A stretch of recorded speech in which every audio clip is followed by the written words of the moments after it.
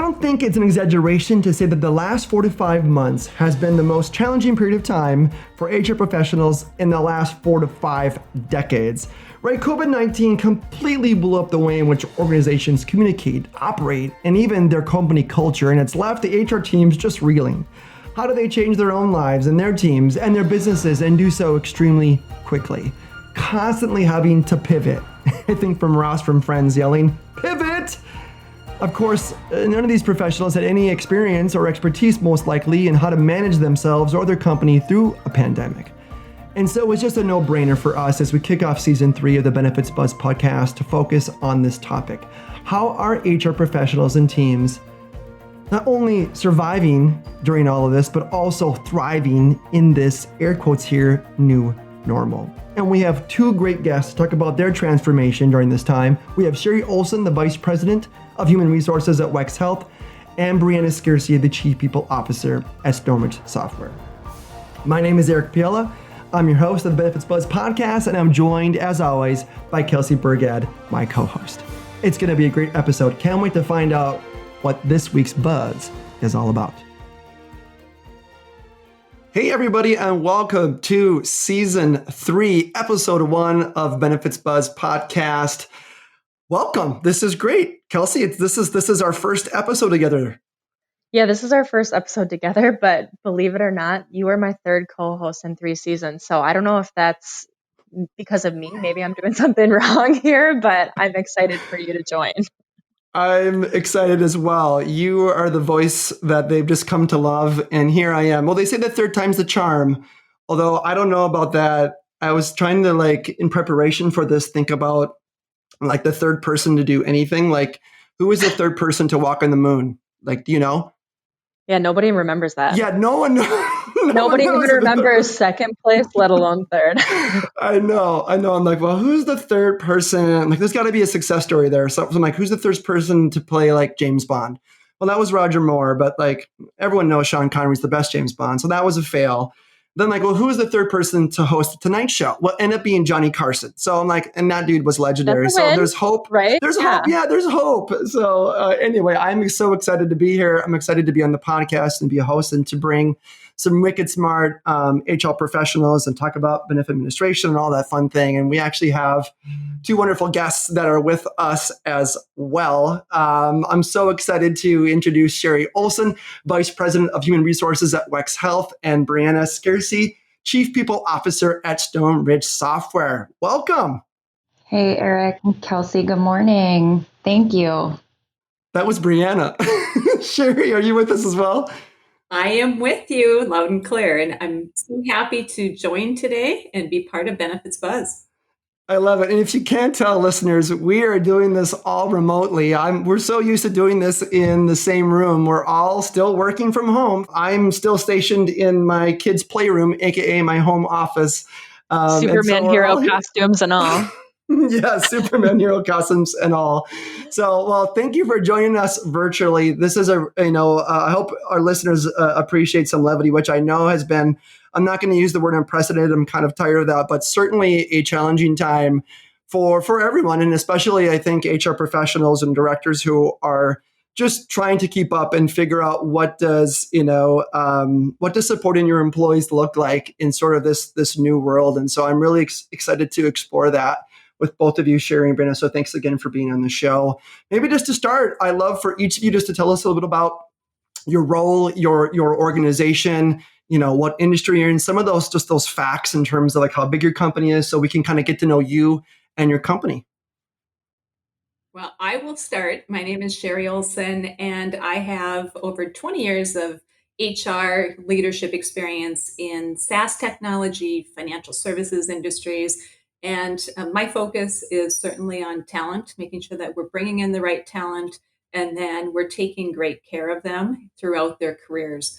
And so this topic is particularly of interest to me because WEX, we're a global organization. I focus within the health organization to lead the HR activities, although as a overall financial technology firm, WEX is global. We have more than 5,000 employees across 12 different countries. And so this diversity has been really interesting And COVID has certainly kind of brought all of our sites together as we look at just the multitude of complexity across our global organization. And so I'm fortunate because I have a twofold type role. So I lead HR within our health organization, although our health line of business is certainly taking advantage of how can we help consumers through this time and making sure that they understand all of the different benefits and offerings that are available to them. Awesome. Sherry, how many people do you have on your HR team? So my HR team, we have close to 12 people that do support the organization. And within health, we have about 1,500 plus employees across 6 locations. And then within the health organization, we have a nice kind of end-to-end business model where it includes everything from strategy to service operations, technology roles, sales, marketing. And also key tech that rounds everything out as well. So my team is very focused on supporting the business of the health organization. Perfect. Brianna, can you give us a little bit about you, Stone Ridge Software, and your team? Yeah, absolutely. Lots of parallels in terms of focus based on what Sherry shared. But we are Stone Ridge Software, a Microsoft partner, which essentially means that we sell and implement and support Microsoft products, specifically in the ERP and CRM space. So to boil that down, it's financial software that helps businesses be more effective at tracking their financials, their inventory, keeping track of sales leads, and traction in the business development space. I've been with the team since the end of 2016, and when I joined, we were a company of around 65 people, and today we're just north of 200. So we've seen some pretty substantial growth in the 3.5 years that I've been a part of the team. My role as Chief People Officer is really to focus, similar to Sherry, on our people. Recruiting is huge, especially now, and ensuring that we bring in not only the right talent, but we keep that talent from a retention perspective. So overseeing a lot of those activities. My team also owns all of the office management functions. So we have today 3 specific office locations. However, in this COVID time, everyone is working from home, including our office managers. So we've had to get a little creative and colorful in how we keep supporting and loving our people since we're not in the office. We also have a dedicated resource for benefits and compensation. So that falls under my umbrella, as well as learning, training, and development. So those are kind of the things that I wake up in the morning really thinking and focused on. And from again, geographic perspective, all of us working from home right now is unique. But if we were to rewind 3 to 4 months ago, we would have roughly half of our workforce who are considered remote. So this has been an adjustment, but not super disruptive, given a majority of our folks were already in that mode. But we have team members today who are in roughly 28 states across the United States. Very cool. And for those of you who are avid listeners, you probably recognize Brianna's voice. She joined us last season as well. So maybe that's a good place to get us kicked off. You talked a lot about how this has changed your work environment because people are working from home. What have you and your team done, Brianna, to help support employees through this time? Oh, I love that question because this happened so abruptly for us. I think we saw it coming, but in all of our worlds, it was not until it was here that it became that reality. So some of the things we did immediately was equipped our people to have that work from home capability. So that included, potentially some ordering of equipment and headsets and allowing them to remove their monitors from the office and bring those home, and just kind of some of those flexibilities to create that work from home space that's going to be not only sustainable but productive.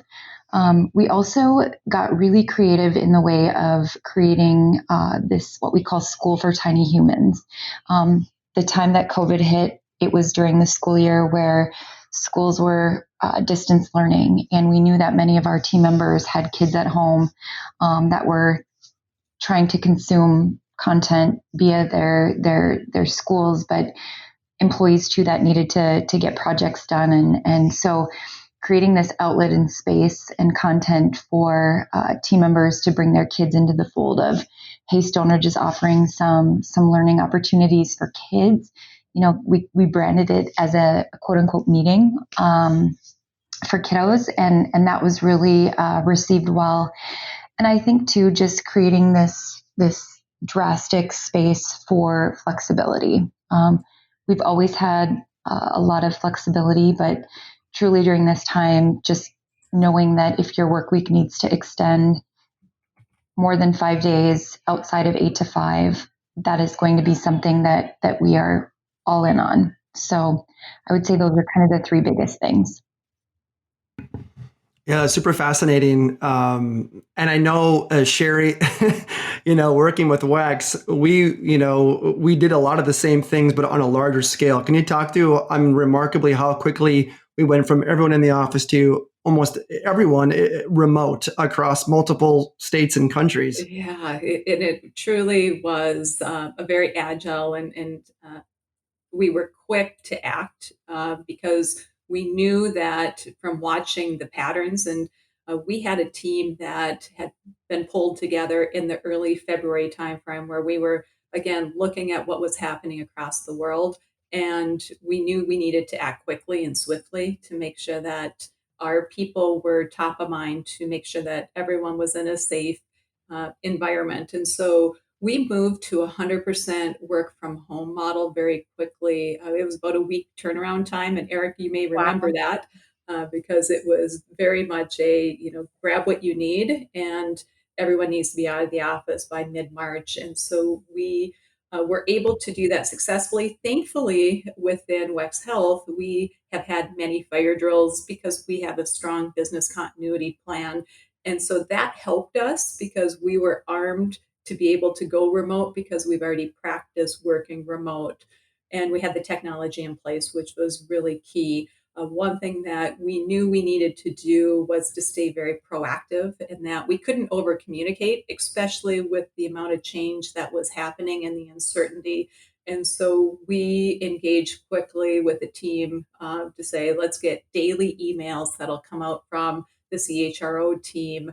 We also increased our focus on just more connections because we knew it would be important for people to have touch points at a daily, weekly basis with their leaders. And so we put together toolkits, leadership toolkits to just help people through different scenarios. From an HR standpoint, we put together more benefits. And so we reminded people of backup family care offerings that we already had through a vendor, but certainly wanted to help people, like Brianna mentioned, parents who were dealing with needing to spend more time with children at home and not having daycare available. And so we certainly had a strong focus on that program. We also brought in emergency pay, leave pay, where we gave employees, in addition to PTO, some additional time because, again, we knew that there were going to be additional demands that would be placed upon the entire family. And then we also engaged in doubling down on culture and making sure that we could have very creative type of events still happening across each of our sites. For example, we have had funniest home videos and people submitting different work from home creative workspaces. We've had stacking competitions. We recently had sent pictures of 4th of July. And what we're doing is also doing a lot of the shout outs and recognition with different gift cards just to keep that cadence because we know that people are missing that physical interaction. So we want to continue that. From a team standpoint, with culture communications. We're doing a lot of virtual coffee breaks, virtual happy hours to keep, again, the team very connected to one another. So I many, love it. There's so many cool ideas. Yeah, Eric, I think we're on the same page. So many cool ideas Absolutely. that HR teams can, take and implement so easily if they're still from a work from home status, or, if we have to go back to work from home for those who are back in the office. So that's a lot of different unique ideas that you both have created in different instances. I think one of the biggest ones that resonates with me is having kiddos at home. I don't know if I want to consider myself fortunate that he's a toddler, because it has been hard. I won't lie to you, but the school element is just something that I can't even begin to understand. So Brianna, tell us a little bit more about your School for Tiny Humans and the feedback you've gotten on that. I would love to hear more on how that went over with your employees. Yeah, I'm happy to share. So this truly was an idea that bubbled up in one of our people team meetings. And thankfully, we've got just a wickedly talented learning and development resource on our team who has some experience working with early education type of programs. And she put together a 4-week curriculum centered on different themes that some were STEM based, which folds nicely into our industry and what we're focused on, but some were pure fun. And they were over the lunch hour. And what was pretty incredible was to be able to see our team members via video and their tiny humans or their kiddos, and the engagement. And from a talent acquisition perspective, I hope that we can hire some of these folks in the future, and just really paint a picture that, this is a business that supports families, that encourages participation in the working world at all levels. And so it was received supremely well, very supportive of both the team members that have children, but also who don't, or have children who are, maybe in high school or college. It was just a gesture that, was creative and went above and beyond to create, again, that inclusion of the entire family based on where our team members were at. Sessions ran anywhere from probably 15 to 20 minutes. So they were consumable in a short amount of time. And again, interactive, using multiple medias and ways and means of engagement. So yeah, it was wildly fun, and something that we've, based on who knows where the future is headed, we may look to resuscitate and do more of. So let's move on a little bit to one thing you've learned from this experience. I mean, because you've been put in this role where, you're navigating the, like Eric said, unprecedented time. What is something you've learned along the way that you can share with our listeners? Yeah, from my standpoint, it's that you can't over communicate, especially in times of change. And you also have to be very focused with the employee at the center of everything we do, especially now.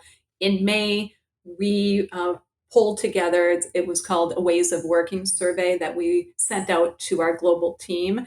And especially since mid-March, we had been working remotely. And what we wanted to do was gather some data to help us understand what was life like before you were working from home. How can we make sure that while you are in a current state of working from home, we can keep you as productive as possible? And then what would you like the future ways of working to look like? And that survey gave us a lot of, I would say, some great ahas. Uh, we heard from our team that 92% of the WEX community wanted to have some type of a remote flexible work option in the future. Wow. And so I think it was that was certainly an aha for us to get out there, understand team members' point of view. And the other thing that was a big aha was that 83% of our WEXers felt equally, if not more successful now than before COVID working from home. So again, that just shows that, again, as much as we may have felt disruption within our lives, within the business, we were able to continue the pace of staying focused. That is so impressive. And Brianna, I'm sensing through the Ethernet that you are thinking about this as well, because I know that you guys in our last episode talked about all the surveys that you do. Have you surveyed your population since you've been work from home, and what did you learn? Yeah, no, that's a great question. And I can't agree more with the over communication component. We continue to do our weekly surveys through a vendor that we use that measures employee engagement. And the flexibility we have with that tool is to insert specific questions. So we have used that platform to ask specifically about, work from home satisfaction and return to office interest. And we are launching tomorrow even yet a third revision of, again, just testing and pulse checking of our people to see, what does this look like for you, and how can this, work life integration in this world that we're in now be successful. Other key learnings I think that are noteworthy is everybody's been so impacted, but so differently. We have our single team member who lives alone, who is craving social interaction and lunches with friends and that type of thing. And then we have our work from home parents, and then we have our extroverts who, their buckets are empty because they're not able to get out and interact. And, it's a good reminder in terms of just, I think, that recognition component, specifically that we need to check in with each individual. And we divided and conquered as a leadership team, the entire Stoneridge org, and spent, minutes, either IM, email, a phone call, a video chat, something, just to touch all of our people and see how they're doing. And that created, to Sherry's comment, a lot of ahas in terms of things that we should be thinking about, should be doing differently, should be doing more of, in terms of, what we thought was good communication. So again, I think individualizing during this time is also incredibly valuable and a big learning opportunity and experience for me. Absolutely. Yeah, and just to tie up, that was such a great point, Brianna, and just keeping things very individualized. On the survey that we did, one thing that we were very cognizant of is that we were not going to make it confidential. So we did that because we wanted to get names attached to personal and some professional experiences on what people needed. So when we did the ways of work, we were able to see names attached, and it was certainly confidential for just HR eyes and high-level business leaders within the impacted groups to see how people were impacted. And we used that as a forum to follow up with people, especially those that were having, more engagement, connection, more personal issues with working from home, to see how we could help them, whether it's EAP benefit programs, whether it was, some outside financial education help that we could do, whether it was increased one-on-one manager interactions. But to your point, it's so important to make sure that, again, keeping the employee and the individual's needs at the center. That actually resulted in 2 people in particular that we will be bringing back into the office, return to office in the next few months. And so, we know that we want to support the productivity, and there might be times in one situation where you just may not even have internet available within your home, where you might be really burdened from a strong productivity standpoint. We want to help employees kind of return to that same level of performance. And so I just wanted to call that out because, Brianna, that was just top of mind as you're talking through it. Super valuable. No, I was just gonna in virtual ways wave some pom poms, because yes, I think that's super valuable. We got virtual pom poms and feeling things with the Ethernet. I love this. this is the We new need world. virtual pom-poms. I love that idea. And I will use them Great. in every Google meeting from here on out. virtual pom poms. This is awesome. Well, I love it, and such awesome insight and feedback. I think the thing I'm picking up is the lesson is just really the individualized understanding and listening, and figuring out what your employees are looking for and where do they each need that individual support, because it will be different for each person. Like you were talking about that extrovert. I'm like, that's me. I'm like thirsty for that water cooler talk, right? And I'm stuck in my kids' playroom, but there are other people who aren't. And which leads me maybe to my next question is sort of, what do we do moving forward? How has this experience and how have the benefits and maybe some of the ways in which you've listened or have done proactive outreach, how have those things, I don't know, have they changed the way in which you'll look at supporting employees in the future? Or are there changes that maybe we won't have everyone in the office now, maybe we'll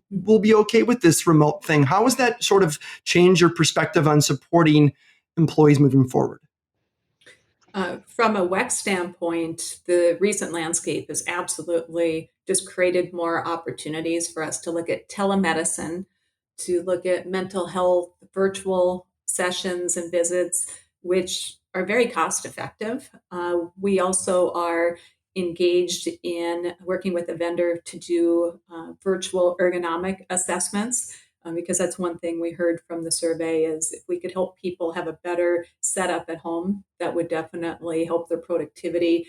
We're also seeing a shift in different behaviors and a workforce that is now embracing more flexibility. I mean, they like the virtual sessions. Thankfully, we have a great HRIS system. We have great LMS tools, and we can support with our technology working patterns. And so the last few months have really changed the way that we look at service and delivery, and we know we can do things very effectively in a remote world. Yeah, I love all of those ideas, Sherry, and maybe from a Stone Ridge perspective to tack on to some of the things that we're thinking about. The extreme flexibility is something that we've always championed, but I think that's even through COVID gone to a new level as it relates to working days and certainly hours. I think too what's been a game changer for us is, as I mentioned earlier on in the episode, we had a majority of folks who were working from home, but with this pandemic, we've lasered in on how do we create social collisions and interactions for people, be it virtual lunches that are focused on specific topics and virtual happy hours, or connecting people who wouldn't naturally interact with one another through coffee connects. And so creating that virtual ability to socialize for those who are interested is something that I see us continuing to carry forward into the future. And then I think too, Sherry touched on the mental health element. We've done so much education in the past few months on what our EAP offers, and just ensuring that folks take care of not only themselves but their families. And that I think will be something that we will continue to place emphasis on, that we maybe haven't as much in the past, going forward, and ensuring that folks are taken care.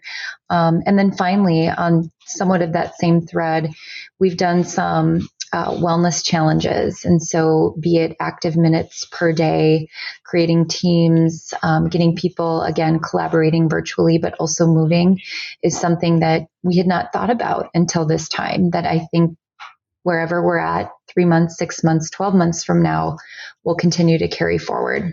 And again, ensuring that health and wellness of the whole human. That is definitely something that I think is going to continue to trend as we move into the last half of 2020, is just overall wellness, emotional, physical, mental, they all intertwine together. And it's so important to keep employees, your family, yourself in a good space in those areas. So I definitely think that I agree with you both. I think wellness is going to be huge for the rest of the year. So one other question I have for both of you ladies, what's one piece of advice for those HR professionals that are listening today that you can give them looking into the rest of the year and the unknowns that will continue to be thrown our way?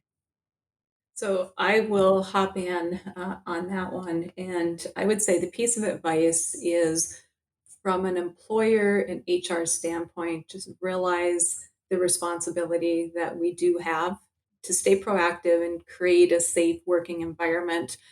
We're trusted within our communities, and there are so many programs and services that we can be offering our employees. Stay focused on listening, receive the feedback, and apply some flexibility to policies that are likely going to be needing to be dusted off with new kind of work from home, telework, return to office plans to support the business and the team, and stay focused on creating some great agility practices, be creative, and continue to connect and build that strong, trusting culture.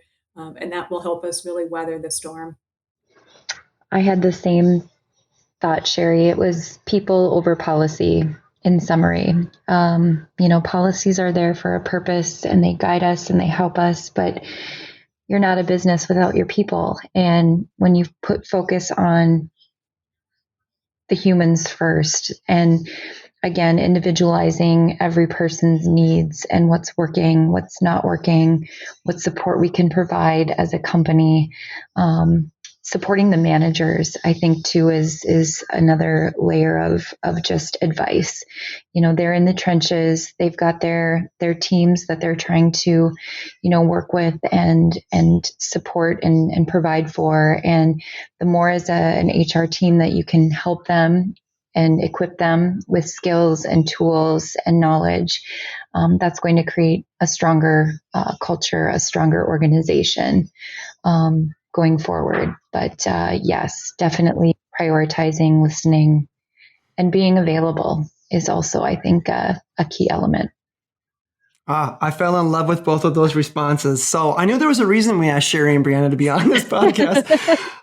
Well done. Well, I think that wraps the show. There's so much I know that those listening can glean from this conversation, ideas, whether it's how to support, how to better listen, and how to think of your employees' wellness moving forward as we, again, navigate who knows what going into the rest of 2020 here. Thank you both so much for your time, for being our initial inaugural episode of season 3. I greatly appreciate it. Oh, you guys are awesome. I will give you the shout out. It's like being on Oprah back in the day, sitting on the couch, just digesting and divulging all of the goodness. So thank you for creating a comfortable space. You get a benefit plan. You get a benefit plan. Just for comparing us to Oprah, you're invited back again and again and again.